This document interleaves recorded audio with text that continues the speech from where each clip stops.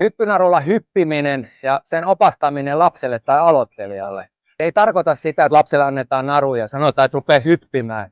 Pitää edetä yksi pala kerrallaan siinä liikkeessä. Ja ensimmäinen temppu, jos me lähdetään vaikka lasta opastaa siihen hyppimiseen, on se, että me opitaan narun pyöritys kehon ympäri, eteen ja taakse.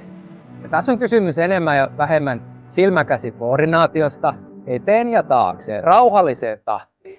Ja nyt helminaruhan on älyttömän hyvä kapistus tähän, koska siinä naruosassa on painoa. Ja siitä on paljon helpompi kontrolloida. No seuraava steppi oikeastaan on pyörittää sitten vaikka tuolta takaa eteen ja astua narun yli.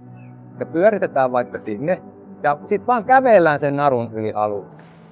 Tämän jälkeen puurahaisen loikka.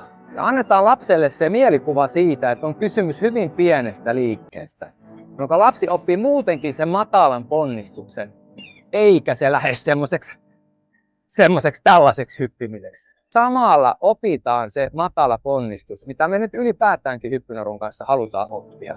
Ja tämän jälkeen, kun tämä alkaa sujua ja monet ymmärtää sen matalan hyppimisen, niin sitten me voidaan lähteä tekemään perustyötä. Ja just kun me maltetaan muutama minuutti tehdä tätä, tai lapsi malttaa, niin aika nopeasti opitaan hyppimään narulla ja muut. Yes.